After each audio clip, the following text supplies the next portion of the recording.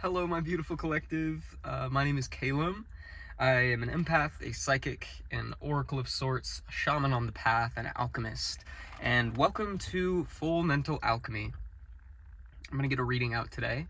I hope you're having a wonderful moment in time. Happy holidays. It is like December 20th or something like that today.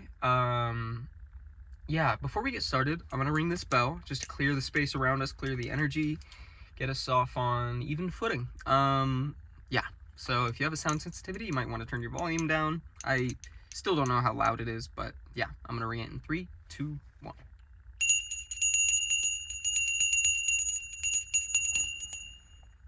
Beautiful. Okay. Before we get started, I've been seeing a bunch of angel numbers today. I've seen 999, both 33, 33, and 333, and also 22, 22, and 222.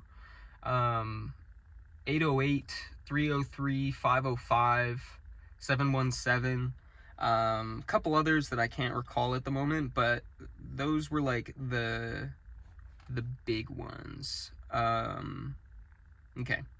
Before I pull tarot, I want to pull a Wicca inspirational oracle card just to see what the message of the reading is going to be, what the general theme is.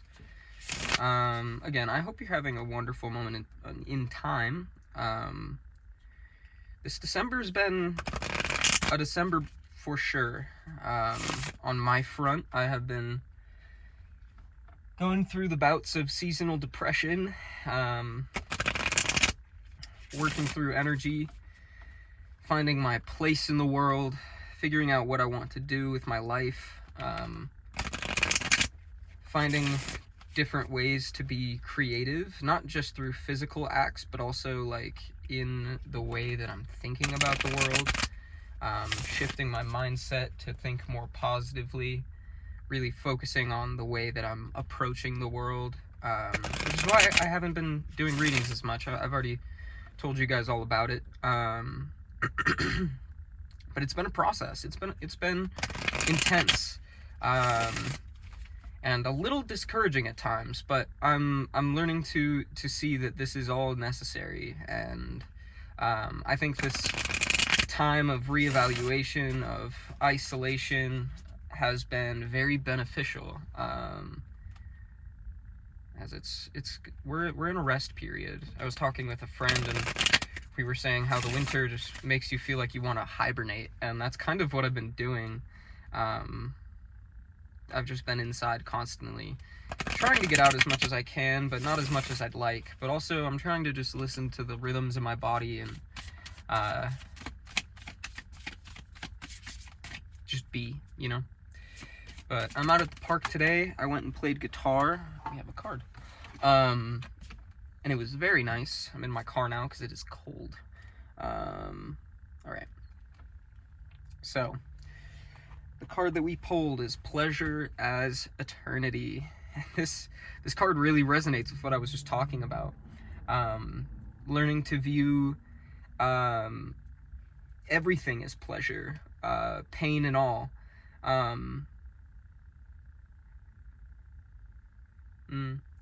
So this creature has words on each of its arms: solve on the right, which is in the air, and then coagula on the left, which is very interesting because I'm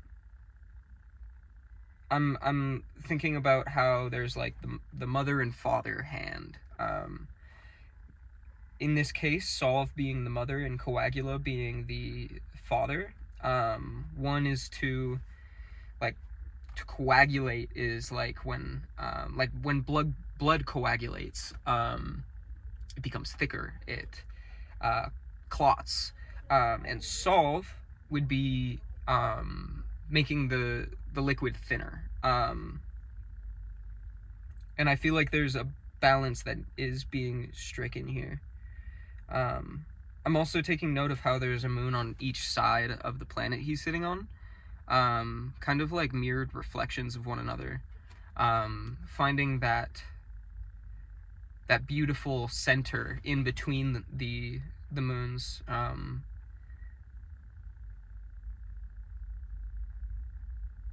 meaning like finding that beautiful center between the light and dark. Let's read the entry for this card. Card number 12. Which 1212 is another one that I've been seeing a lot. Also 123. I've been seeing that multiple times a day, every day for the last couple months. Midnight is also noon. Pain is also pleasure, like I said. A curse is also a blessing. The night is also the sun. A wise man is also a fool. If joy is allowed, all pains are also allowed. All things are chained, threaded in love with each other. If you wanted once, twice. If you said, I like happiness, a blow, a moment, you want it all back. Everything, again. Everything eternal, everything chained, threaded in love. This is how you love the world. Eternals love it forever and every hour. And it will also be said to the world, go, but come back, because every pleasure wants eternity. The oracle is, it is a moment of completeness, attunement, and conscious relationship. It is clear what you want, and what you want you can achieve. You may feel lost, but only for a moment. Love of everything and for everything is all around you. The magical words of this oracle are eternity and transience. And the power is in eternal return and principle of pleasure. Very beautiful card. And it resonates so deeply with what I was just talking about.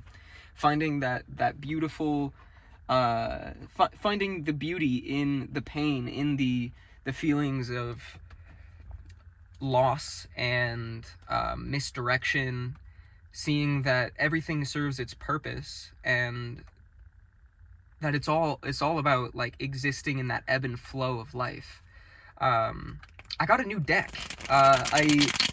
My mom got me the Wild Unknown Pocket Tarot, and I'm so excited to use it.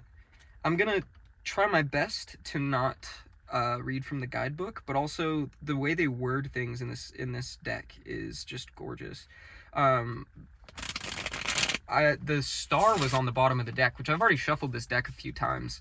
But the star was on the bottom, and I split the deck on the Two of Wands. And that makes me think that this is a really big time to like dream, to think about what is possible. Because your imagination is like the gateway to your future, to your destiny, to what is possible for you. Dream big and build bigger. I think that was a message in a reading from a couple months ago. I also just saw the Hermit and then the Magician. It's very much like this isolation period is so important because it lets you open your mind's eye and really focus on the intangible so that you can create a vision for your future. Look beyond the perception of what people tell you is possible. Dream big. This is a great time for dreaming. Dreaming big.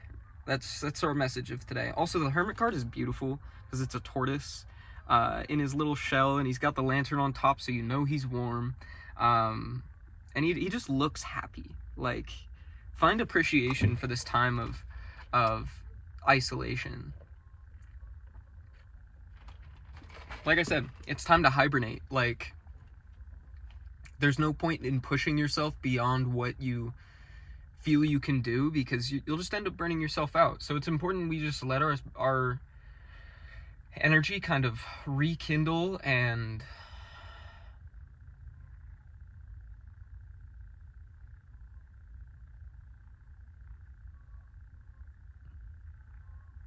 I'm taking note of how there's like a whole flock of geese in the river, and they're just kind of going with the flow of the river, kind of just floating along.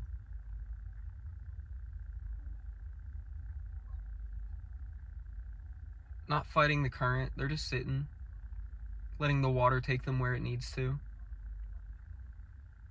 And that's exactly how we should live.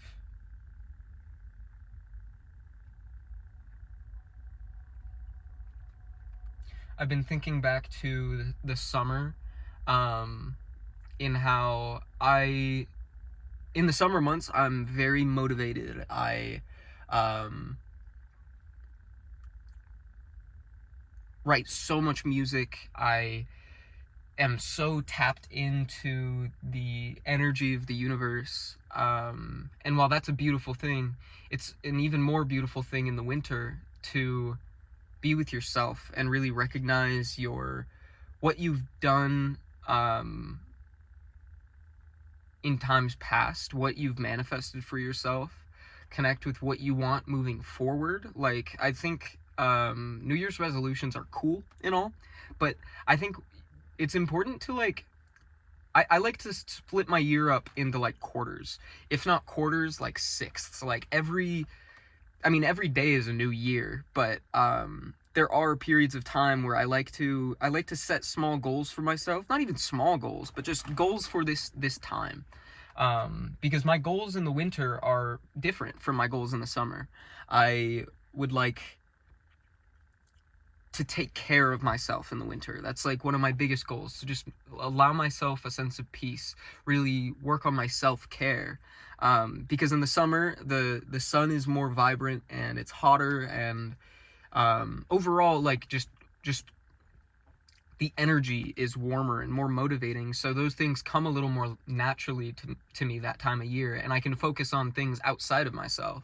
But the winter is a great time to really like just sit in what is going on around you and allow the rest to take you. All right, we haven't even pulled cards yet. Let's pull some cards. What is this reading about, Spirit? Sorry, that was a big monologue there. But also, I think those messages were important. I feel you needed to hear those. Again, tarot is all about being able to recognize the lessons within yourself to share with others. Like, us tarot readers, we are the channel. The Fool.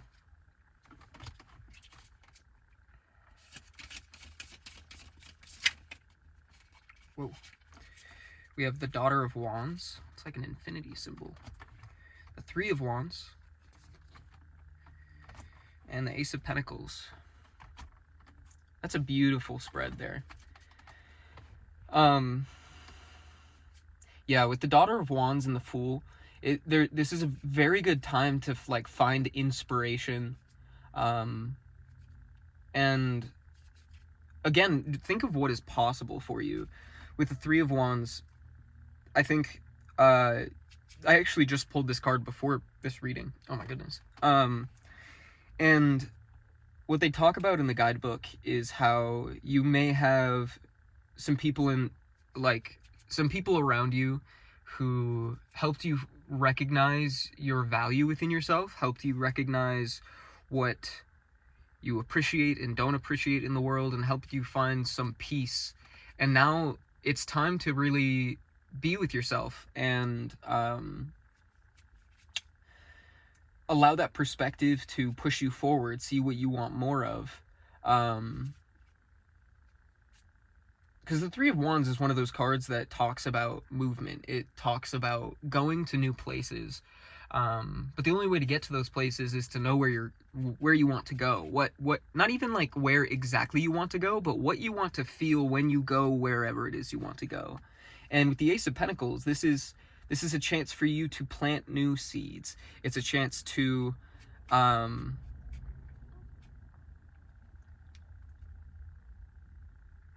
I just keep saying it over and over again. Think of what's possible for you, but this is like what's coming through right now. What else, Spirit? Give me more on the Three of Wands. We have the Eight of Swords. Yeah. We need to like shift our perspective a little bit. We have the Five of Swords and the Ten of Wands. Or, yeah, the Ten of Wands. I think there might be some kind of like internal conflict, but what I'm noticing is how the worms on this card are being worm is being split by the sword into two, and I think it might be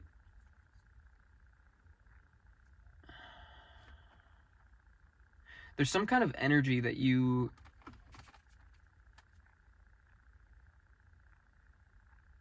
need to like unattach yourself from. We have the Son of Swords. Swords. Not sure why I said it like that. I'm actually going to read the Son of Swords. I also just opened the deck to the Eight of Swords, so I'm going to read that first. Surrounded by obstacles and threats on all sides, you find yourself victim. You see no way out, no available choices. Your perceptions keep you from opening your wings and taking flight. What keeps you suspended here? Yourself or others? The Eight of Swords demands an answer. You cannot hang here much longer.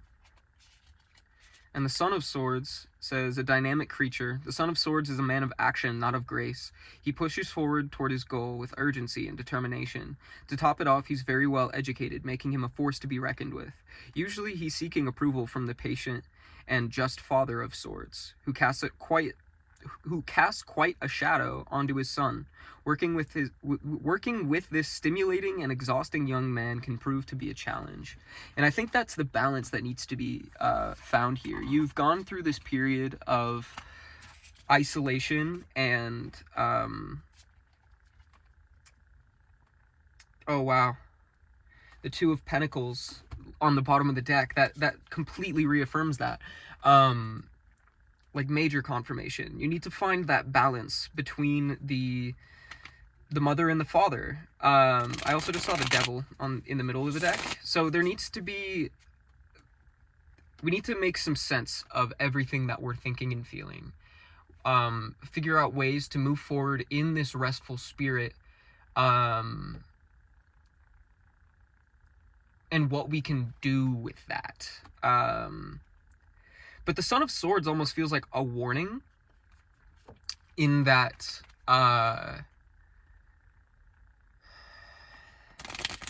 it's like there's so much you want to do, but where you do take action, it needs to be for a purpose.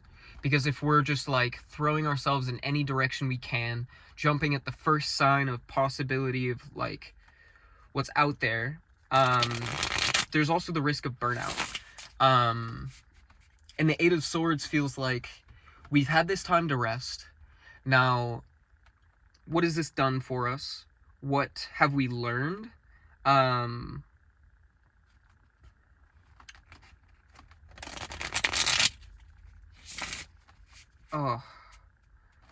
hold on, yeah, the Chariot. But now it's time for action. Like, effective action. Give me more on the Chariot. We have the Mother of Cups.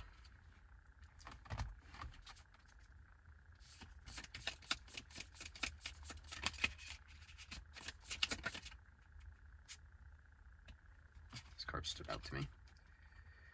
The Mother of Wands. Whoa!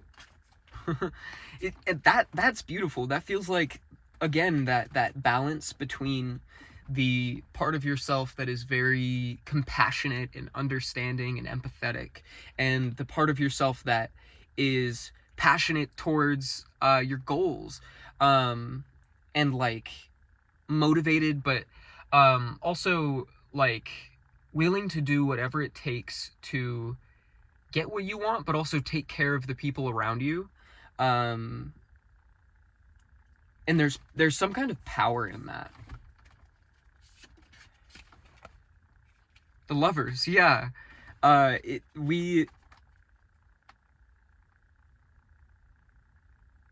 It's finding that like harmonic center between the Mother of Cups and the Mother of Wands, using the power of both of those to push you forward. How can the collective push that forward?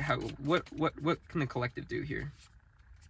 The Mother of Swords, holy shit. And Judgment.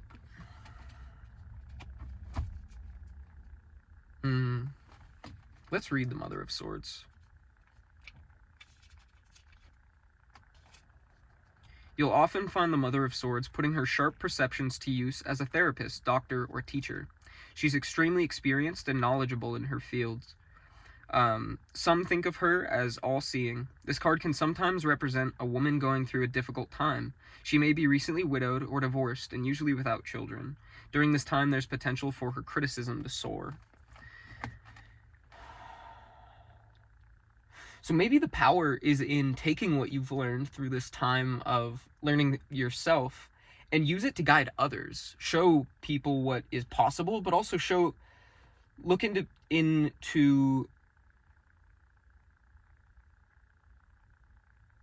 like how you can use your experience for positive change, your wisdom. What's Judgment?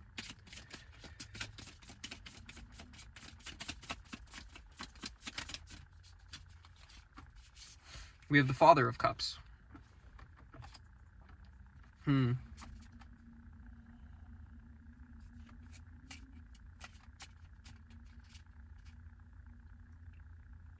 with the Father of Cups.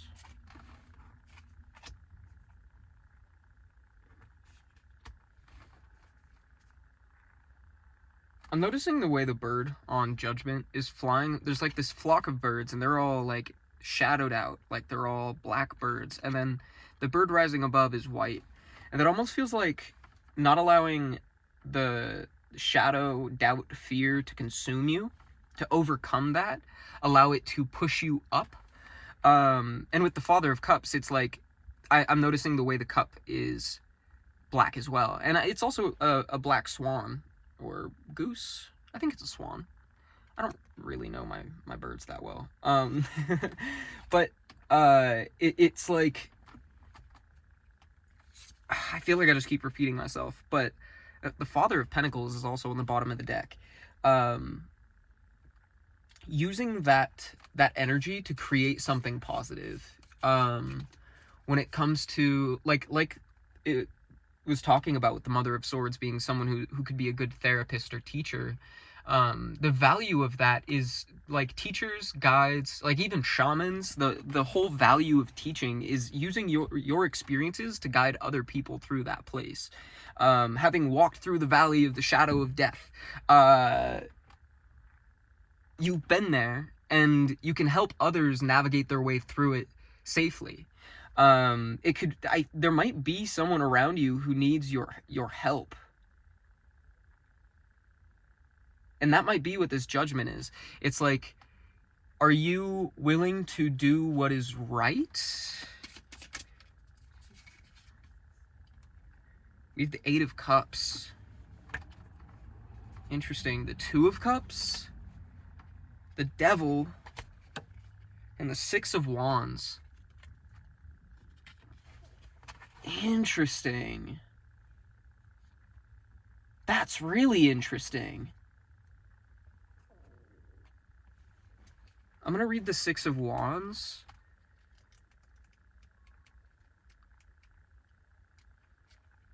From the dark and tangled branches emerges a butterfly. New life takes flight. If you're not reveling in the joy of success already, you will be soon.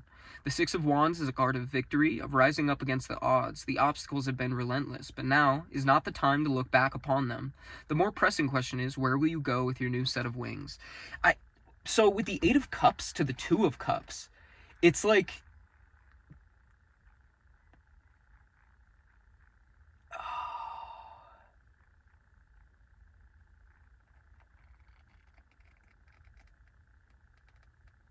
okay, there's a couple different ways this could go. Either you are walking away from some sort of energy of the past to find balance within yourself, walking away from some sort of harmful energy that, like, a person who like preys on your shadow side, who like brings that out of you. And in walking away from that person or energy or place, it causes you to flourish. It allows you to see new opportunities forward. And I think that's the way that this is trying to communicate that. Another thing might be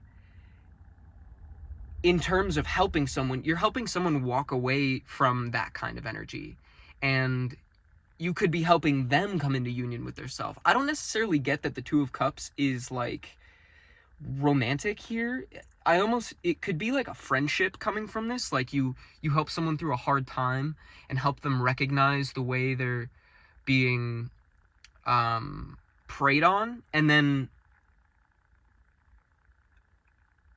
they are this butterfly, or you both are, like, rising from this darkness, recognizing the beauty of what is to come, elevates you. I kind of want to get more context on who this energy is speaking to. The Hierophant and the Moon, and then the Two of Pentacles, and then Death, and the Son of Pentacles, and the Ace of Wands, and the Ace of Cups. Oh my goodness. Interesting. Those all feel significant.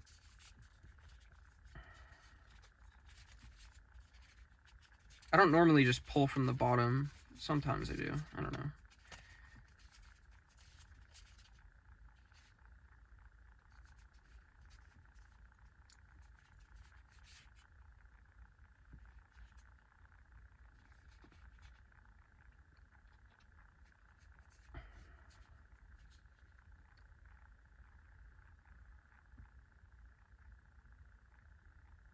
I want to look at the Hierophant. Sorry, just give me some time to, like, think about this, because this is a very interesting energy. In its simplest form, the Hierophant represents a mentor or teacher. Yeah, this card signifies a hunger for knowledge, whether it is in practical or the spiritual realm. You've come as far as you can on your own. Now it's the time to deepen your practice. Don't hesitate. Join a class, go to a workshop. Don't be afraid of new experiences. A new ceremony or ritual may prove to be both comforting and rewarding. Open your heart and a teacher will soon appear. Maybe you could be, like, teaching a class or going to some sort of class where you're going to find someone who's going to walk you through the shadow. Maybe there's something something that's been sitting in the background for a while. Especially with the Moon, it's like there's something that you haven't really been looking at. Something in the blind spot. We talked about the blind spot like a year ago. I think it was a year ago. Was I posting videos a year ago? Yeah. No? I don't know. A while ago. I don't even know how long I've been making videos. And with the Two of Pentacles and Death, it's like, I don't know, I think I'm getting this vibe that I think you might be, like, coming into union with someone, whether that's romantic or in, like, a more just, like, friendship sort of way. And it's gonna, like, you two are going to connect and then, like, reinvent one another as what you could be, especially with the Son of Pentacles. The Son of Pentacles with Death is beautiful because it's like being put through a period of transformation and then immediately coming out of your cocoon, and which I don't know why cocoon's the terminology I used, but the Son of Pentacles is a very, like, action oriented opportunist. It's like you come out of this rebirth and you're, like, jumping to the bit, ready to go. And then with the Ace of Wands and Ace of Cups, it fully feels like you are revitalized. With the Four of Swords on the bottom of the deck, after a time of rest, and, like, you're about to flourish. I'm very curious what this union energy is, because it very much feels like either you are going to be teaching someone something or someone's teaching you something. I get more the sense that it's you teaching someone something, but the beautiful thing about being a teacher or student is that there's always something to learn from other people. Even if it's just like you're talking with someone about an issue and you give advice and you're like, wow, I needed to hear that. That's kind of what's beautiful about tarot readings, is I'll do these messages and something will come through and I will just be like, wait, that's actually good advice. I'm going to use that.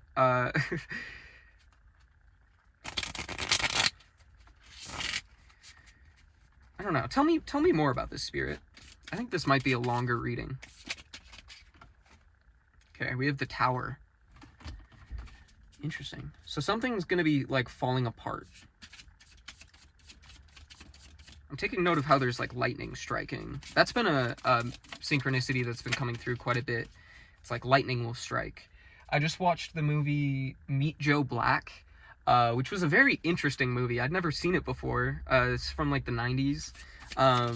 But something that they said in it is, you never know, lightning might strike. And then we have the Ten of Cups. Yeah, it's like something's gonna come in and it's gonna like shake your world, and then it's literally like, it's like lightning striking this tree. It starts a forest fire, but it starts raining so intensely that the fire goes out, and like a month later the entire forest is like reborn. Yeah, then we have the Lovers and the Four of Pentacles.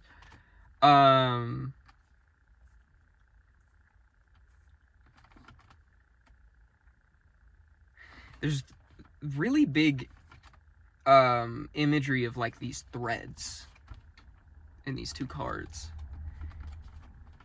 It's like,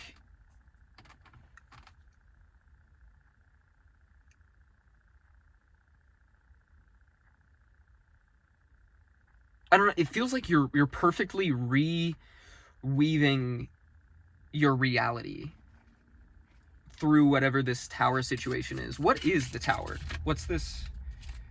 Like death. The Four of Swords.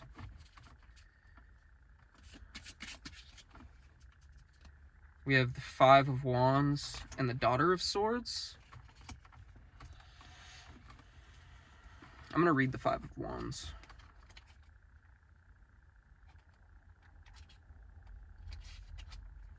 The Five of Wands is a card of conflict. You may find yourself scattered, distracted, tending to everything and nothing. Since wands deal with our dreams and goals, it usually means the conflict resides within. Your energy moves outward in many directions, yet you are suffering inside. Take this card as a warning. Find ways to bring calm and focus to your mind, or these troubles will only increase. Yeah. With the Four of Swords, I feel like there's this sense of, I mean, the Four of Swords emphasizes that message of needing to find the calm within the storm, recognizing these swords that appear to be falling, but the Lamb has the sun on its third eye, and you have to find the light within the darkness. It's going to feel like the world is falling apart around you, but it's all an illusion. A game of mirrors. That's another card from the Wicca Oracle. Again, that the message of pleasure is eternity is finding, like, pain is also pleasure. Chaos is also peace. Like, there is value in every opportunity. And the Daughter of Swords is very much that energy of, like, finding an understanding in it all. I'm also noticing the way that there's like these colorful orbs in the darkness here, and they're the colors of the chakras, and I feel like this chaos might leave you feeling like everything is scattered and misaligned, but everything is there, and it's up to you to balance these things. It might be really important to meditate and maybe journal, get to know what you're feeling, and like get these feelings outside of yourself and look at them. I recommend doing like subliminal like chakra work, balancing your whole energy system. Things might feel out of whack, but know that it's necessary, because when all of this comes into balance, you're gonna see just how beautiful it all is. Give me more about the Daughter of Swords. We have the Ace of Cups. Yeah, really, this is a chance for you to like invest in your emotional well-being, to become the source of your joy. The High Priestess and the Daughter of Cups. Those are like conflicting cards almost. Hmm.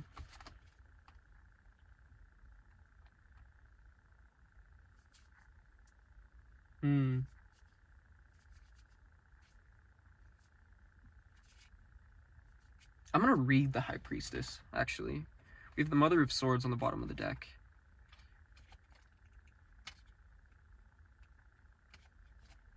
The High Priestess sits in stillness. From there, she's able to access realms others pass by without noticing. The vast world of intuition, dreams, and mystery. She uses silence and non-action to harness this power. Sometimes this card appears to remind you to listen more closely to the voice within. Other times, it's a sign to look past the obvious, to find what's being kept secret or hidden within a given situation. Acknowledge the shadows. And with the Daughter of Cups coming out, I feel like it's something on the emotional side. Because again, the Daughter of Cups is sitting in stillness. It's also kind of funny how I was talking about the geese going with the flow of the river. Notice how the colors are all in alignment here. It's like Sweetwater. Why is Sweetwater calling me?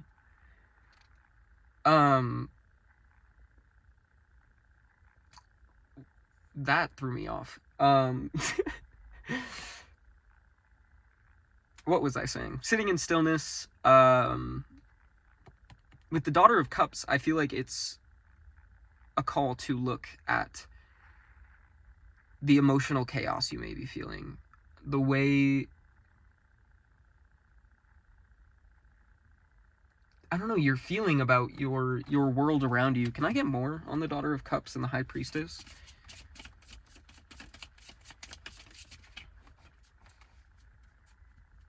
The World? Oh, wow. The World and the Star. That's a beautiful combination of cards.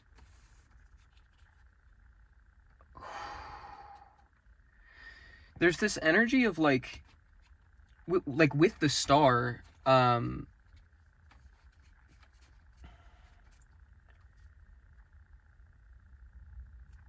like, you have to find that guiding light to show you the way out of this situation.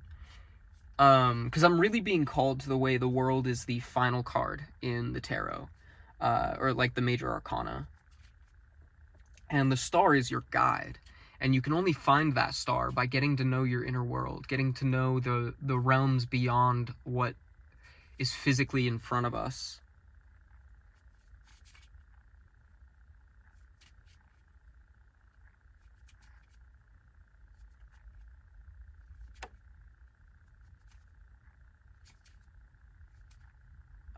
I wish I could get more specific. The message is coming through like it's clear, but also I can't really be the Ten of Pentacles.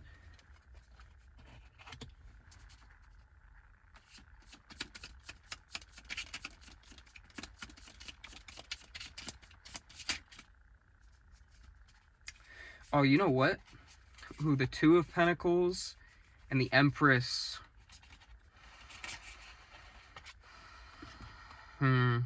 I'm noticing the way that it's like an eclipse on the Empress card. What I noticed about the Ten of Pentacles is it's in a grid of 3x3, so there's 9 pentacles, but the 10th pentacle is in the middle of this first one. It won't focus. I hope you can see that. And I think that's truly the message here.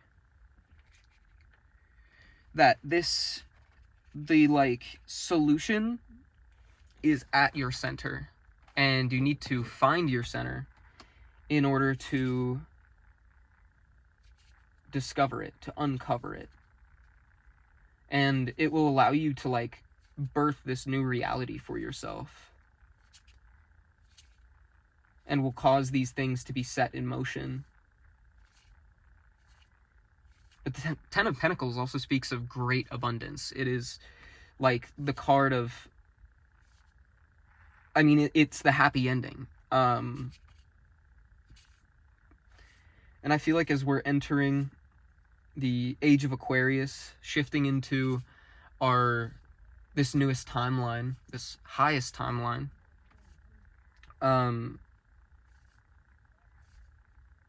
there's like one last thing, which I think is something that we've said before, but you know, things come up. That is the Emperor, not the Empress. I was mistaken, I'm sorry. And then the Two of Pentacles. There's a message there.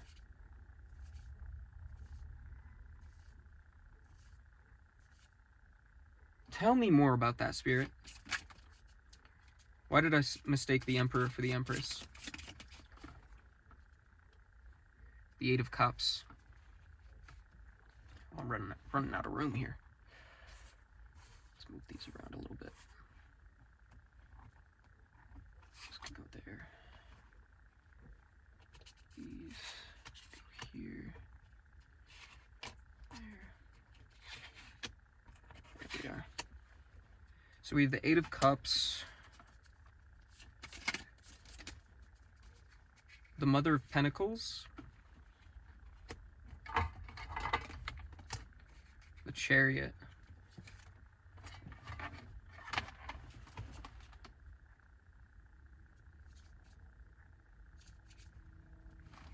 I'm going to read the Mother of Pentacles. The Mother of Pentacles excels in the home. She knows exactly what to do while raising a family and tending to the tasks of daily life. There's a potential for her to identity to become wrapped entirely around her children and home, which leaves her needy and attached. This is the cause of most of her turmoil. She often has qualities of a healer and is very connected to nature. And with the Eight of Cups, I think this is a call to focus on your own well-being. You might be someone who feels like a what's the word for that? Like a duty to others. Like it's your job to help others heal. And I think the universe is trying to tell you the only way that you can truly take care of others is if you take care of yourself. And that's the lesson that they want you to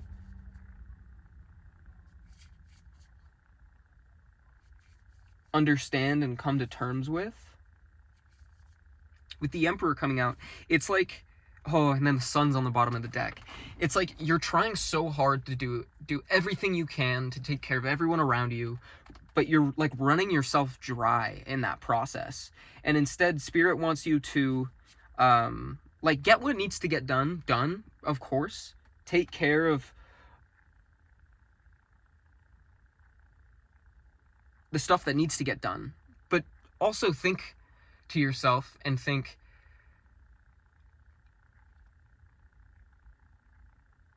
how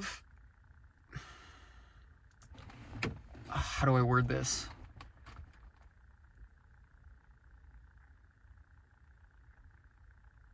Have I put as much energy into myself as I have everyone around me? Have I truly taken the time to show myself that I love myself? Like, what are you doing to show yourself that you honor, love, and trust yourself? How have you been your own mother? Have you acted as your own mother? Because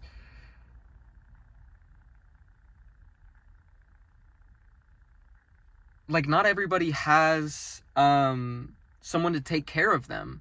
So if you're always looking out for everyone around you, who's looking out for you?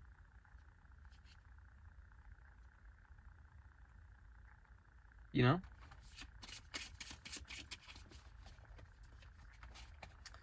With the Mother of Cups,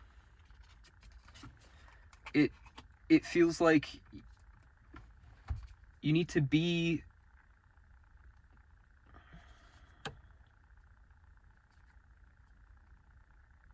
like have some compassion for yourself. Recognize when you've pushed yourself to the limit. Recognize when you've done everything you can. Sometimes things are just out of your control, and that is okay. Um,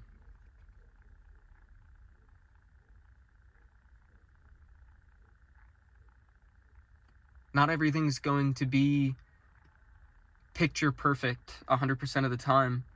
What's important is that you recognize the way you're feeling and provide that solace for yourself. Because this may have been a time of isolation, but in that time alone, have you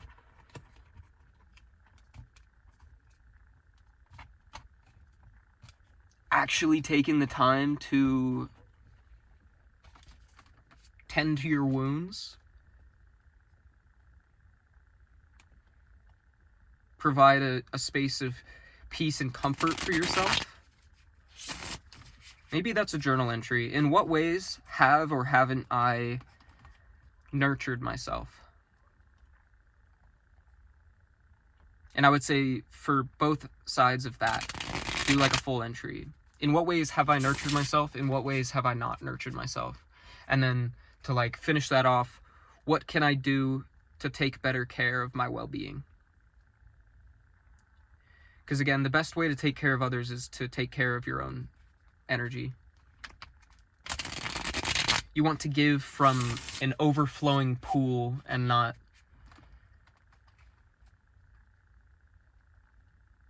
I don't know, bailing water from an empty well.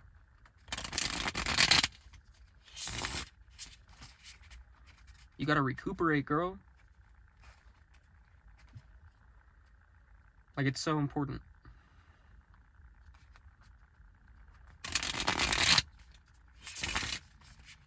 Oh, I forgot my water at home.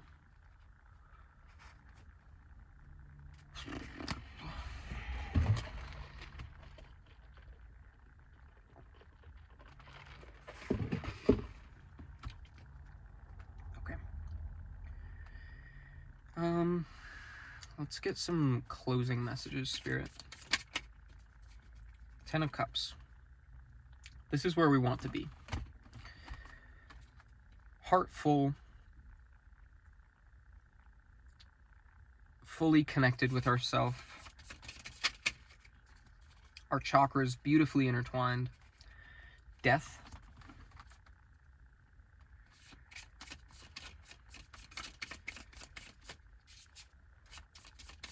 Now, don't let the imagery of the death cards scare you. I've realized I haven't actually talked about the cards much when I do my readings.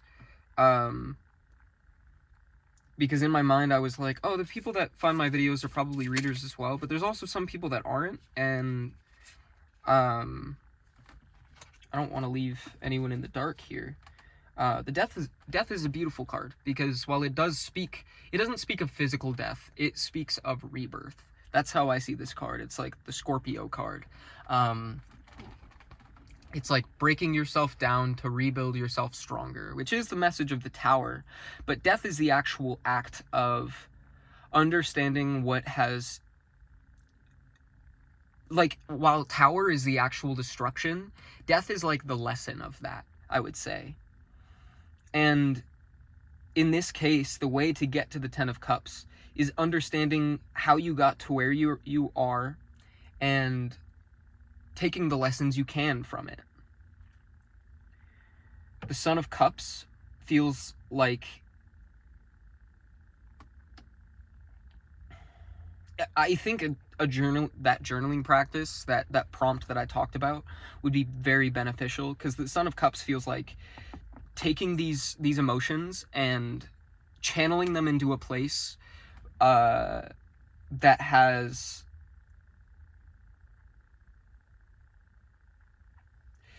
channeling these darker feelings, emotions, energy into a positive place, creating something positive from a negative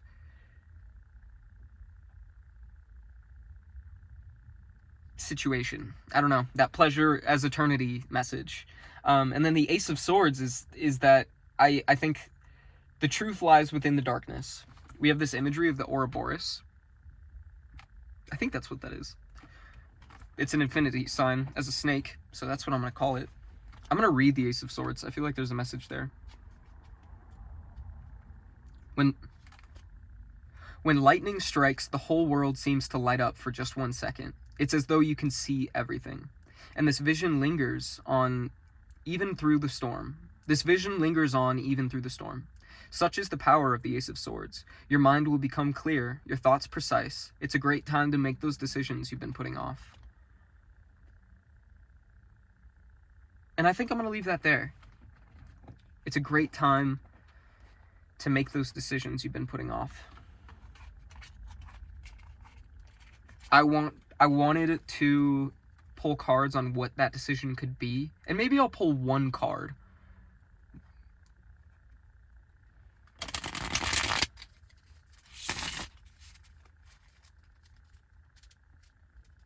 Ooh.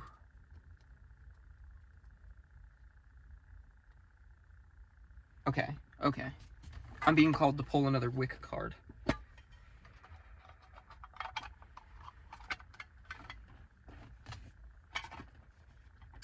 This has been a beautiful reading. Very, like, concise message, I would say. Not even concise, but, like, the energy was very consistent. I love when that happens. Everything, I don't know. It was beautiful. What's our closing message, Spirit?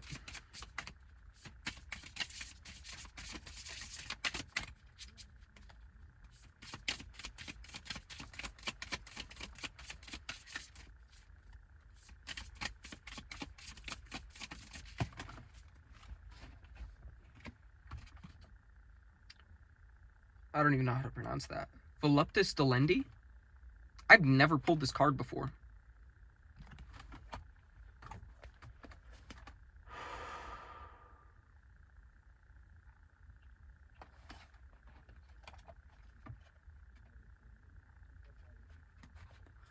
Voluptus Delendi. To know, one must suffer and be purified. Knowledge changes us, and true change cannot be without suffering. We are vulnerable and subjected to external forces. Whipping is not a punishment, but the test we face.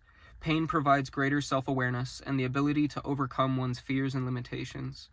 Only in this way our spiritual strength shines, which radiates when we overcome challenges of life. Pain, panic, uncertainty are but trials in the path of life and the spirit. You can allow your body to bend with the lash while your spirit rises, learning its true nature. The magic words are knowledge and resistance, and the power is in torment and overcoming challenges. I want to pull one more card, actually.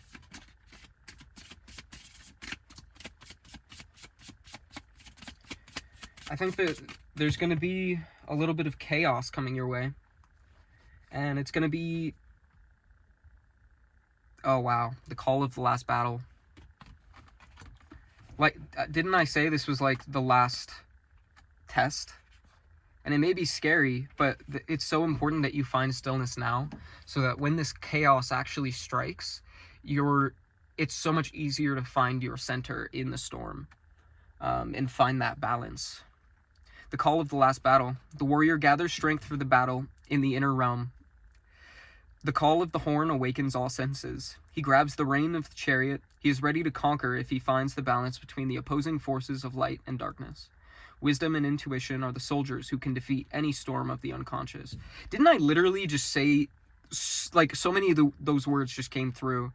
The warrior gathers strength for the battle of the inner realm. The imagery of storms and finding that light in the storm, going to the inner realm. The oracle is you can finally tame the opposing forces within you. Accept the right battle this way. Take what is yours without fear. Victory is now in your hands. The magic words are unconscious and drives. And the power is a search for balance, a call to inner order, and strength in battle.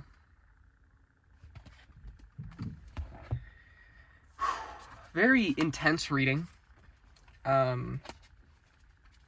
but a beautiful message overall. The card on the bottom of the deck is the Abyss is Knowledge. Don't be scared of your inner realm. Know that everything serves its purpose, and it's all you. So whatever you come across, whatever you find, you are more than capable to face it. I know you are, and I'm so proud of you.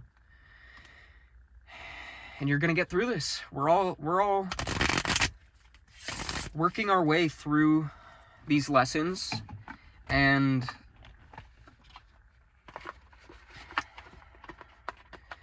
the best thing we can do is keep a positive outlook and find value where it lies.